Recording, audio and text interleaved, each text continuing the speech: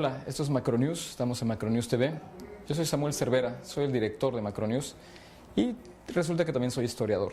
Es una de mis mayores pasiones. Y bueno, aprovechando la fecha, aprovechando que estamos cerca del 20 de noviembre, pues les quiero platicar un poquito rápidamente sobre la Revolución Mexicana y sobre la herencia de la Revolución Mexicana, el legado que nos ha dejado. Y es un tema que se ha quedado guardado en los libros de texto, que solamente los maestros hablan de este asunto y ya cada vez nos parecemos más lejanos. Pasó hace 100 años, ya no nos interesa, es algo viejito y que nos aburre mucho. Pero en realidad la Revolución Mexicana sigue estando vigente, sigue siendo importante. Hay algunas cosas de la Revolución que no se han resuelto y cosas importantes. Originalmente la Revolución surgió como una lucha democrática, eso fue lo primero que hizo y fue lo más importante. Francisco y Madero, si ustedes se acuerdan, lo primero que pedía era democracia. Y México todavía tiene esa deuda importantísima con la democracia. Apenas estamos terminando por amarrarla, por cerrar la democracia. Nos hace falta todavía un camino más, un camino que es más o menos largo. Los partidos dominan demasiado. La democracia es una deuda de la revolución y eso todavía está muy vigente. Pero no solamente los partidos políticos son deuda de la revolución. A mí lo que me gusta más de la Revolución Mexicana, lo que me encanta de hecho, es que cuando terminó en 1921, en 18 años, México se había transformado en un país exitoso, en un país fuerte, era tan poderoso, que se logró la expropiación petrolera en 1938 y nadie dijo realmente nada. No hubo ninguna nación, ningún grupo político, económico que se opusiera realmente. México ya se había hecho políticamente sólido, económicamente estaba creciendo y eso lo había hecho en 18 años. De ser un país en ruinas, destrozado, lo logró en muy poco tiempo. ¿Por qué? Porque la Revolución Mexicana nos dio un sueño, un anhelo. Además organizó las fuerzas políticas y más o menos se pusieron todos de acuerdo. Esas cosas todavía se podrían volver a hacer y podemos aprender de eso. Y finalmente lo que me gusta más de la Revolución es el nacionalismo.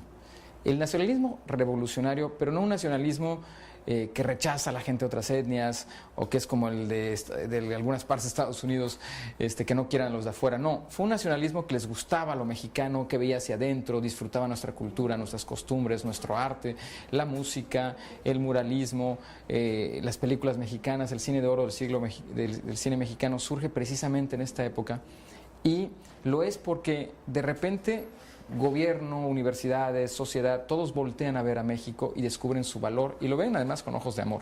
Entonces, eso es para mí una de las cosas más trascendentes de la revolución y eso contribuyó enormemente a que México creciera. Piénselo bien. Si ustedes lo analizan, si piensan en 3 países que son potencia mundial, los 3 países al mismo tiempo son muy nacionalistas. Si el nacionalismo es bien entendido, se convierte en una fuerza que mueve un país. Finalmente la revolución nos dio una cosa muy valiosa que parece que hemos olvidado. Nos dio una visión, un proyecto de nación. Sí es cierto que la Revolución Mexicana generó gobiernos que con el tiempo fueron muy dañinos y nos atrasaron muchísimo. Pero al principio, en esos primeros 18, 20 años, nos creó un sueño, la posibilidad de visualizar un México más grande, más desarrollado, más justo. Ese sueño debemos regresar a él. Si lo hacemos, y lo hacemos con esa intensidad y con esa pasión y con la confianza que tuvieron los mexicanos de 1920, 1930, 1940 en especial, entonces nuestro país se volverá una vez más una nación fuerte y un ejemplo a seguir en América Latina, como lo fue en los 40, 50 y una parte de la década de los 60, todavía hasta los 70 quedó algo de eso. Entonces, el legado de la Revolución Mexicana es ese. Fue una lucha difícil, hubo mucho trabajo, hay un aspecto negativo, que fueron precisamente, el lado negativo fueron los gobiernos revolucionarios y su corrupción, pero todo lo positivo fue mucho más grande. Si lo retomamos y aprendemos de eso, México puede ser el país en donde merecemos vivir.